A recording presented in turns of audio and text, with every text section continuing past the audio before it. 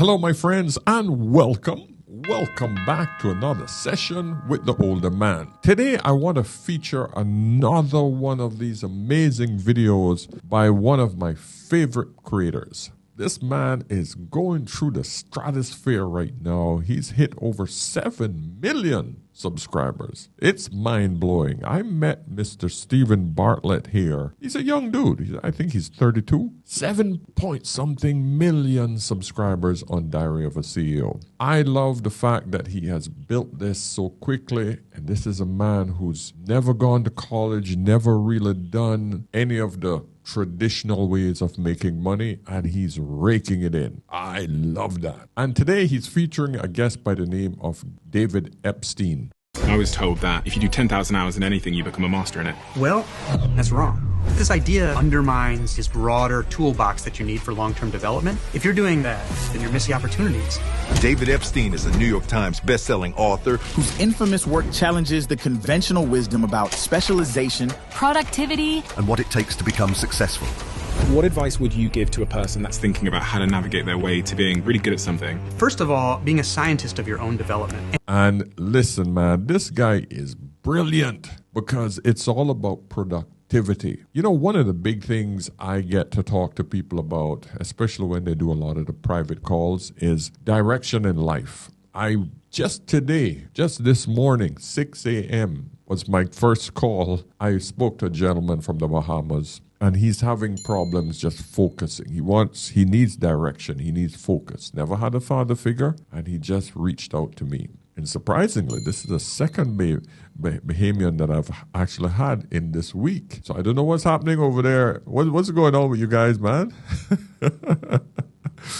But the beautiful thing is we had a great 1-hour conversation, and hopefully I was able to steer him on a path that, could reap results. Now, here's the thing about life. We got to pick a lane. Choose a lane, or someone will choose it for you. That is the reality of life. You could just flutter through life like a feather. Breeze blow you this way, the breeze blow you that. And wherever you land, you just say, that's life. Or you can freaking find a path, take that path, and if something happens on that path, having the ability and the knowledge to just pivot, go this way, go to this side of the road, move, duck, something coming, jump out of the way. That's life. And listen, which path to take will determine whether you have good critical thinking skills, whether you have good intellectual skills. It's a combination of different skills that you developed over time, or the people who have touched your life. That's it. But this gentleman, he really pinpoints a lot of things that will help you on this path. Now, I'm going to criticize a few things, or I'm going to clarify a few things. Meaning,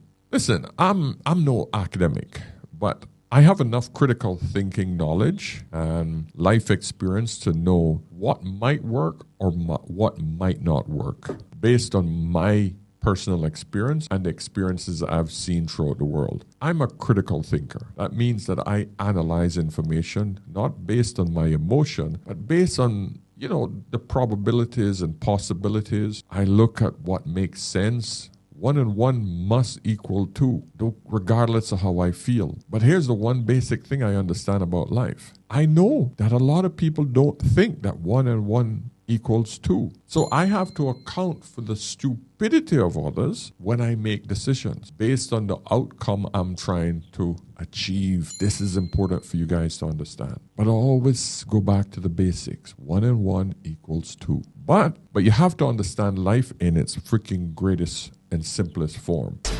What about focus? I get distracted easily and I want to be more productive in the time that I spend working. Don't start your day with email. It's been shocking to look at the research of how big of an impairment that is. What about notifications? So if you're getting distracted all the time, if you say, well, now I really have to hunker down, I'm going to get rid of the notifications, you will start self-interrupting to maintain the interruptions to which you have become accustomed. Really? Yeah. That will go away, but not immediately. But there's a lot of things that you can do for a productive day. For example, that has an enormous influence in your productivity. Interesting. The other thing I found, which was pretty shocking, was they start talking about some of the dangers of specialism. Yes. Harvard-led studies found if you're in a hospital with certain cardiac conditions, when the most esteemed specialists are away, you're less likely to die. Gosh, that's terrifying. The conclusion was that's because I love how Diary of a CEO do their intros. They can see they spend a lot of money in editing, man. Jeez. Because what it does is it leaves you on a cliffhanger like, okay, I need to see the rest of this. And I thought I would use that here at the front of the video so you guys can stay intrigued. Because this guy drops a lot of nuggets, my friend. This is serious knowledge for you all. But before we get into it, hey guys, come on, give me a thumbs up on this message. This entire video is over 2 hours long. I'm going to only give you around a 15-minute. And I like to look at this as what I call a preview because I want you guys to go back over to the Diary of the CEO and support them. The idea is not to bring you the whole video. Bring you a few highlights, comment on those highlights, give you my feedback, and so that you can go over there and finish watching it, because I think this is an entire lesson that you should look at. Let's get into it, my friends. How do you summarize the work that you do and why you do it? And who are you really doing it for? I am obsessed with correcting what I view as mistranslations of scientific research about human development. And so that is the core of my work. And I think I'm doing it for everyone who is curious, but either doesn't have a scientific background or doesn't have that particular scientific background. Curious, but interested in self-improvement, but doesn't either have the time or the means to go sifting through this evidence themselves. One of the most important things to me, one of the most important messages that I've been working on the last few years is the fact that sometimes optimizing for short-term development will undermine your long-term development. So let's say if we're thinking about sports or music or something like that, the obvious thing to do is to get a head start in whatever you're doing. Pick something, stick with it. Don't switch things, because then you've lost time. Focus very narrowly. Do so-called deliberate practice, right? That's not playing around. That's not experimenting. That's effortful, cognitively engaged error correction, and do as much of it as you possibly can to the exclusion of other things. That's such an obvious way, right? And you will jump out to a lead, right? We see that in sports and music. We see that in school with certain Head Start programs that give people an advantage in some academic skills. The problem is that kind of narrow focus creates short-term results, but undermines this broader toolbox that you need for long-term development. And so you'll see what scientists call fade out in these advantages, which isn't necessarily actually anything going away. It's the fact that people with this broader base will catch up and surpass. So it appears to be a fade out. Yeah, this is why, for example, me with my daughters, I don't want to just get them into one particular curriculum about one thing. Like, for example, they have a program that focuses all of the extracurricular activities into one sport. My wife liked to give them, netball, and they've become quite good at it. But I always try to tell her, I said, listen, there is not really much else. There's no real future for netballers, because it's not as if netballers are making millions of dollars playing professional netball, And her argument is, well, it gets them to focus, it gets them to work with a team, it gets them to actually work with discipline, teamwork, some structure after school instead of just hanging around. And my argument is, yeah, that's great, but in the long run, where does it take them? And I have to say, yeah, I agree. It does teach those things that she described. Where I tend to look at the long run and, okay, how's this going to come back to you? But I could say the same thing about me. For example, I played football, soccer. You guys call it in America. I played it really hard right through my high school year. That was my after-school activity. But I also did some computer courses. I did chess club. I did a myriad of other types of activities. So I was constantly full with variety rather than just focusing my energy in one thing. Maybe I could have gone on to play professional football. I don't know. That's irrelevant. But the point is that I varied my consciousness. I varied my thinking process. And I really feel that that's what constituted to me having a much better, well-rounded life. Across all of your work, at the very heart of what people are trying to achieve in their lives, what is that at the very, very heart of what they're trying to achieve that you're speaking to? Getting better at things, right? Obviously, people want success, but I think there's pretty significant research showing that people are often actually reacting to their trajectory as much as their actual absolute performance level, that the feeling of improvement, the feeling of moving on, it gives them some sense of fulfillment, right? Mm-hmm. And eventually, obviously, will get them to a higher level. And so I think really this is for people who are interested in how do I get off sort of my plateaus going forward and viewing it as a lifelong journey as opposed to trying to peak when they're 12, right? It turns out that the way to make the best 20-year-old, 30-year-old, 40-year-old is not the same as the way to make the best 10-year-old. Is there sort of a tie in here with the subject of just happiness and how to live a happy life? Fulfillment, for sure. Yeah. Those aren't exactly the same, but they're important. So to think about this in a career development perspective, right? I think probably the most interesting research on fulfillment in careers was this project at Harvard called the Dark Horse Project.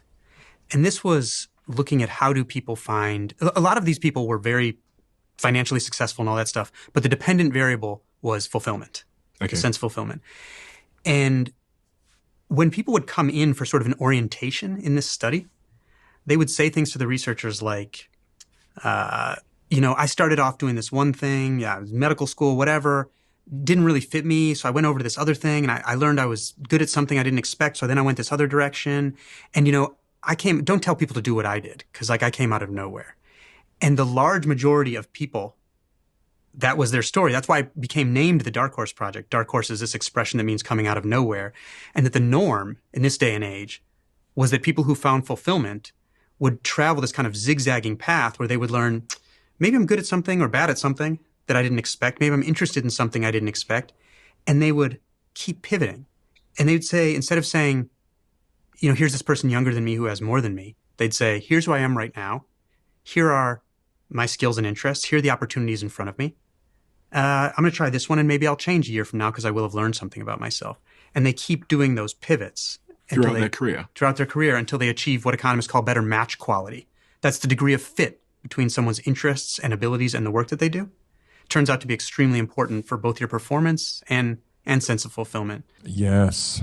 I mean, I can give you my personal experience. Before I left high school, I had something like 7 jobs. 7. That's when child labor wasn't a thing. Okay, so from bagging groceries, from cleaning roads, from cleaning beaches, with rocks, on construction sites, lugging water for workers. I mean, I've had many different tasks before I left high school. Dishwasher, busboy, waitering, you name it, right? Now, after I left high school and got my first job in a bank, I hated it. I freaking hated it. But because I had the mindset of pivoting from one thing to the next, it was easy for me to leave my banking courses while I was doing the college and went straight into marketing. And then once I got into marketing, I started getting into sales, and from sales, dealing with franchises and then real estate. And because of my computer interest, I got into trying to set up an online dating service way back when Match.com and all of these guys were, just hitting the market back then. Now, this sort of broad experience was looked at from my peers as a lack of focus. Oh, you don't have any focus. Every week you're doing something different. What is wrong with you? And I'm like, yeah, so what? Just because I didn't master anything, this is what disturbed people, because we were conditioned that you got to get into one profession and you got to master it. And that's what's going to bring you success. I didn't see life like that. It frustrated me and bored me. If you're in that position, listen to this man. What advice does that then mean you would give to a young person at the start of their career that's thinking about how to navigate their way to being both really competent, really good at something and successful in any sort of monetary way, but also maintaining fulfillment throughout their life? I think there are two main things to take away from that. One is to not over-focus on long-term planning. Like, I think we lionize having long-term goals, and that's okay. There's nothing wrong with having long-term goals. But those aren't necessarily always so useful for you in the moment, right? When I think about myself, when I was a competitive 800-meter runner, I could have a time goal for the end of the race, but that didn't help me actually do anything. That just, you see the clock when you're done and you're either happy or sad. Having goals that are, let me try moving with 300 meters to go. That gives you an actionable experiment. So short-term planning, I think, is one of the takeaways, and creating what's called a self-regulatory practice. So self-regulatory learning means basically thinking about your own thinking, taking accountability for your own learning. And some of the coolest studies in self-regulatory learning actually came out of football, done in the Netherlands, where this woman named Maria Elfrink Gemser was following kids from the age of 12, right, up through Some of them went on to teams that, were runners-up in the World Cup. And what she'd see in the kids who got off performance plateaus, there were certain physiological measures someone had to have. Like if a kid couldn't hit at least 7 meters a second sprinting, which isn't that fast, but if they couldn't hit it, they weren't making it to the top. So there were physiological parameters. But also the kids who would get off performance plateaus were the ones where if you look at them in video when they're younger, they're saying, going to the trainer like, why are we doing this drill? I think I can do this already. Like, I think I need to work on this other thing. And sometimes the trainer might be like, oh man, just get back in line, But these are the kids that are thinking about what they need to work on, what they're good at. They're making this cycle. The self-regulatory cycle is reflect. What are you good or bad at? What do you need to work on? How do you need to do that? Plan. Come up with an experiment for how you can work on that. Monitor, a way to try to measure whether objectively or subjectively. And then evaluate. Did that experiment that I ran work in making me better at this thing or not? And people who do that repeatedly, they just keep improving. And I think that's what the dark horses are doing in their careers. They're saying, I'm reflecting on what I've got. I'm planning a way to test something that'll fit me. I monitor it, maybe subjectively, maybe objectively. And then I evaluate what that tells me to do for the next step. And you just get better and better and better over time. I think this is a brilliant way of looking at life, but most people are not that serious about self-reflection. They have too many distractions in today's day and age. Everybody wakes up and just goes, I got to go to work, I got to pay those bills, I got debt, and I'm just going to buckle down, forget about ever and anything else that I need to think about besides I need to get here, please the boss. Halfway through my day, watch a few TikTok videos of Instagram posts, get back home, eat, sleep, rinse and repeat. That's it. When weekend comes, okay, I try to get the washing done. I try to get the stuff that I can't get during the week done. If I have kids, they got to go to activities. And literally, life isn't about a lot of self-reflection. And that's why so many people fail, because most people just need to get through the day. And one of the major reasons for that is because they dig themselves so deep into debt with other people. I'm not saying that's the only reason, but when you have no choice but to get your ass in there because you got student loan, you got consumer loans, you got everything else weighing on your ass, you don't have time to self-reflect. It's unfortunate, but I'm talking to the majority of you. But if you want to excel, you have to stop, take time, and do exactly what he says. Simple. So if I'm in my early 20s in my career, how do I take that and then implement that within my life to make sure that I'm going to get to the World Cup, metaphorically speaking? Yeah. So, and there's something interesting about the 20s that I think is worth saying, which is there's this finding in psychology called the end of history illusion. And this is the finding that we always underestimate how much we will change, what we think we're good at, what we think we're bad at, how we want to spend our time, what we prioritize in friends, etc. Mm-hmm. And at every step in life, people underestimate how much they'll change in the future. Change continues for your whole life. It does slow down. So we're constantly works in progress, claiming to be finished, constantly through life. The fastest time of personality change is about 18 to about 28. When you're telling, but it never stops, but that's about the fastest time when we're telling people, hey, now you have to have it figured out, right? And that's when they're changing like crazy. And so I think it's even more important to have this self-regulatory practice. In a journal, I would say, I do it. These questions can be basic. What am I trying to do? Why? What do I need to learn to do it? Who do I need to help me learn that? How am I going to make sure that person is there to help me? What experiment can I set up to try it? And then come back and evaluate the experiment and pick a next one. Being a scientist of your own development, I think it's counterintuitive because you would think that we would just internalize this stuff just from doing things. Mm. But the science is pretty clear that we don't get everything we can out of our experiences from a learning perspective unless we're doing it more explicitly. So I would recommend for someone in their 20s to start this self-regulatory practice. Yeah. Trying to tell a 20-year-old to self-analyze and self-regulate, it's difficult. We tell our teenagers or young men, this is the time where you should have figured your life out. I never fully figured it out. It's a constant work in progress. We can tell each other these things. We can have a plan, and it's important for us to have a plan because we have to have some point of reference, right? You cannot dribble or it's going to determine how good or how hard that journey is going to be to get to that goal. So you have to have a goal or a plan. Otherwise, you'll just be that feather in the wind that just keeps being blown left, right, up, down, all over the bloody place. So I get what he's saying.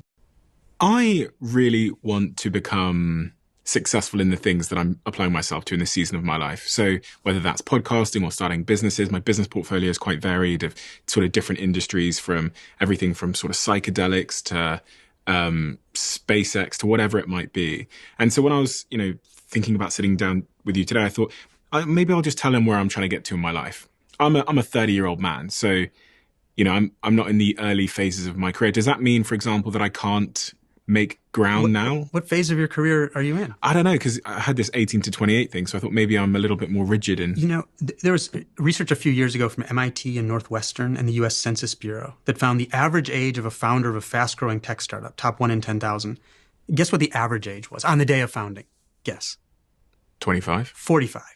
And a 50-year-old had a better chance than a 30-year-old. But we never hear, just like we never hear the story of these like zigzaggers, we only hear the Tiger Woods story. We only hear like Mark Zuckerberg famously said young people are just smarter when he was 22. Do you hear him saying that anymore? No, surprise, surprise. But we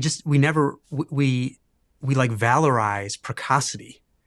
So I would not say that you're not in the early stages of your career. You're certainly not by that metric. And that's not to say that there aren't tremendous companies, or if you measure by market cap, that there are these amazing young founders. But they get outsized attention compared to what's the norm. That's another thing that's really important to me. Is not to say there aren't exceptions, because there are as many different ways to the top as there are human beings. But I think we're constantly focusing on the exception when people should at least be aware of the norm. So the fastest growing, did you say tech founders? Tech startups. But tech in this context also included things in agriculture, right? It's not just photo sharing apps, like tech, broadly speaking. Which I think is important, because I think it's fair to say that it's less likely a 55-year-old would understand some of the more emerging platforms that are native to, say, like a Mark Zuckerberg at 22. I think messing around in his dorm room with computers and the internet. Yeah, I think that's fair. But technology touches a lot of other areas of the, it's like yesterday on the way here, I was learning about a software that I had never heard of because all of the computers were down in the airport, right? Technology's in all these places that are not as kind of, don't have the sort of figurehead that's publicly profiled the same way. Listen, this is so important. Number one, gentlemen, this idea that you pass your prime is a myth. Get that shit out of your head. At freaking 58 years old, I am building a YouTube channel right now that's hitting over 6 figures. Okay? I'm still building it. It's not going to stop. I'm going to constantly build it. The point I'm trying to make is I started this at 58. Started at 57, 56, right? Whereas when I was starting to talk to people about, I'm looking at building our YouTube channel. Oh, it's not for young people, man. Why are you doing this stuff at your age? That's young people stuff. YouTube, that's the young people. And I'm like, no, there's a lot of older people doing YouTube and are very successful at it. Yeah, they're lucky. It's good. Well, good luck. Good luck. So many people that I spoke to in my age group had this idea that this is a young person's sport. This is a young people thing. Not realizing that the combination of knowledge that I had acquired over the time that I've been on this earth made this quite easier for me, because a lot of things I didn't have to figure out about building a business, because I've done it 14 times already. I just started to look at YouTube and this business as a business, not just social media posting. And when I did that, and then I realized, okay, these are some of my shortcomings. I hire someone that can give me more knowledge on that. I acquired knowledge. I paid for knowledge. I basically seek the knowledge on doing this very well. And for that reason, that's why it helped me to grow. So all I'm saying to you, gentlemen, is that don't think that it's too late to start, because there is no too late. The only time it's too late is when you're in the ground. And at that point, doesn't matter, does it? 10,000 hours, what is that for someone that's never heard about it before? Yeah. And what people think about it probably depends where they have heard of it, if they've heard of it. But it's the idea, and scientists really call it the deliberate practice framework. But it's this idea that the only route to true expertise is through 10,000 hours of so-called deliberate practice, which is this effortful, cognitively engaged, like not just swatting balls at the driving range. You're focusing on correcting errors kind of practice. And that there is no such thing as talent differences. It's really just the manifestation of 10,000 hours of differences in your amount of hours of deliberate practice. So you should start as early as possible. And there's something underlying it. This is a little nerdy, but called the monotonic benefits assumption. I know scientists not going to win any marketing competitions, but that basically means that the idea that two people at the same level of performance will progress the same amount for the same unit of deliberate practice. Mm-hmm. Also false. And it's one of the underlying premises of the 10,000 hour rule. Yeah, because I've always heard that. I mean, it's become a bit of a colloquial phrase to say you've not put your 10,000 hours in, which means you've not put enough practice to become a master. Yeah. I mean, I was told that if you do 10,000 hours in anything, you become a master in it. That's the kind of narrative, right? Well, to take some chess research, for example, there's people have been tracked, and it takes about 11,053 hours on average to reach international master status in chess. So that's one level down from grandmaster. Mm-hmm. So first of all, 10,000 hours in that case would be a little low. Mm-hmm. But some people made it in 3,000 hours because they learn a little bit more quickly. Other people were continuing to be tracked past 20,000 hours, and they still hadn't made it. So you can have an 11,053 hours rule on the average. Doesn't actually tell you anything about the breadth of human skill development. So why is that so important for me to understand? How does that liberate me from wasting my time or aiming at the wrong thing? Well, fit turns out to be really important. So people learn at different rates in different things. So finding where you learn better is really important if you want to maximize your advantages. And I think that goes back to one of the reasons why people need to try a bunch of different things. Because your insight into yourself is really like limited by your roster of experiences, right? And so you kind of need to figure out where you have comparative advantages. But for a lot of people, that's so-called skill stacking, where instead of doing the one thing for 10,000 hours, you get proficient at a number of things and overlap them in a way that makes you very unique. Do any of you guys believe in the 10,000 hour? And then when I started reading the research, and I'm looking through the original paper written in 1993, and the original paper was done on 30 violinists, 30 violinists at a world-class music academy, okay? So let's start dissecting the problems here. The first problem was what's called a restriction of range. These people were already in a world-class music academy, already highly pre-selected. Pre-selected for something, again, for the stat heads here, that is correlated with your dependent variable, which is skill. That's a problem if you're trying to develop a general skill development framework. That would be like, to give an analogy, if I did a study of what causes basketball skill, and I used it as my subjects only centers in the NBA. Mm-hmm. And I said, well, height has no effect on skill in the NBA because they're all 7 feet tall. So I've squashed the variation in that variable. Mm-hmm. So in my first book, I actually did an analytics project where I took height among American male adults and height in the NBA. As you might imagine, there's a very high positive correlation between the height of an American male and their chance of scoring points in the NBA.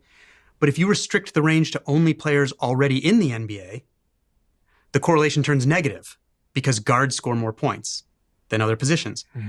So if you didn't know that, if you just did that study with only NBA players, you would tell parents to have shorter children, to have them score more points in the NBA. So when you don't bring some sense of what's going on to your research and you restrict range that way, you can end up with the wrong message. Aside from that, guards score more points or less points? They score more points and they're shorter.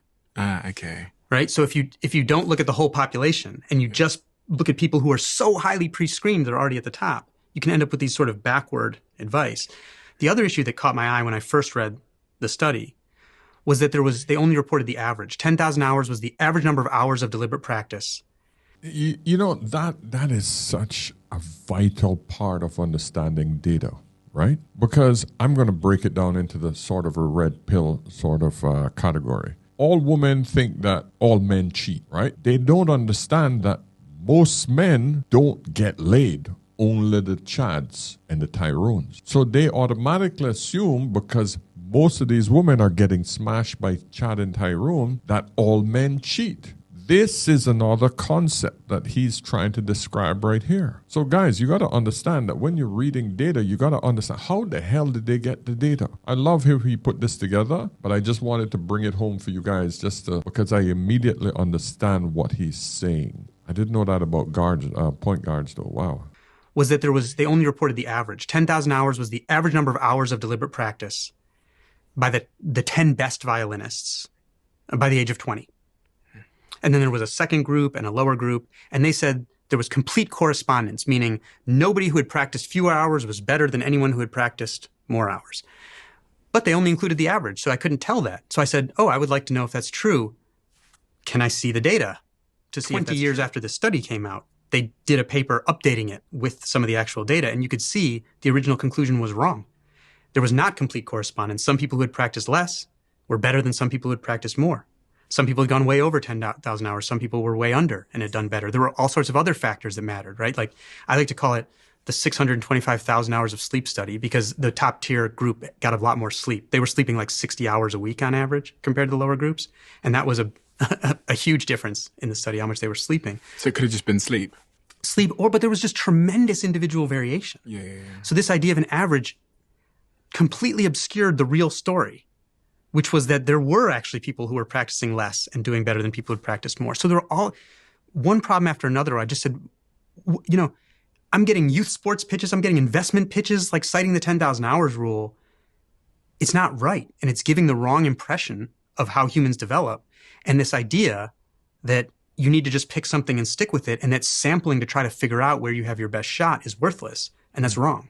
And so I became kind of obsessed with getting after that.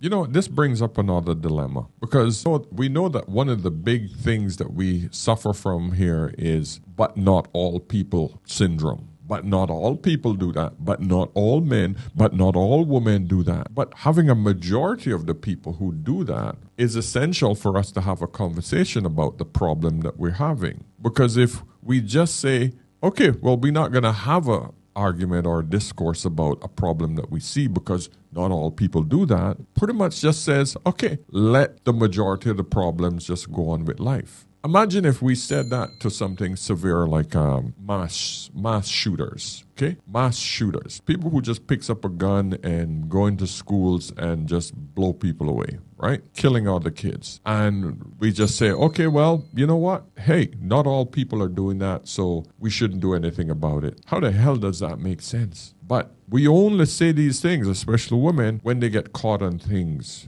But not all women do that. Yeah, but the majority of you are hoes. And the way you're conducting yourself and influencing other young kids and other young people are destructive to society. Yeah, but not all women do that. What do you do about those who are doing it? Oh, well, that's their life. Not all people do that. Not all women do that. This is the problem that I find when we start looking at what he's saying is we got to look at all the data, and then we can determine that 10,000 hours isn't optimal. Yeah, okay, fine. Might be 8,000 hours. But the point is if someone put in 10,000 hours, they'll be a lot better, wouldn't they? I don't know. We could go around in circles with how data is interpreted and how we got data, but finding out enough information to fix the things that are not correct, that are not proper for our society, the things that will help us to excel, to achieve more. We need to bring those forward. We need to have a discourse that put these things at the forefront of how our society should move along. All right, listen, man, I don't want to drag this out too long. And this is a 2-hour podcast, but I can tell you guys, go over to Diary of a CEO and watch this edition because it has so much knowledge in it. I wish I could play the whole thing, but that's not fair to the Diary of the CEO channel. And I think that they deserve so much more, especially your eyeballs on their content. So my friends, listen, give me a thumbs up on this message if you got some knowledge out of this. By all means, log in to askanolderman.com, book a session with me if you want to forward this conversation, or if you need some sort of help, mentoring, anything to do with your YouTube channel or your social media channel.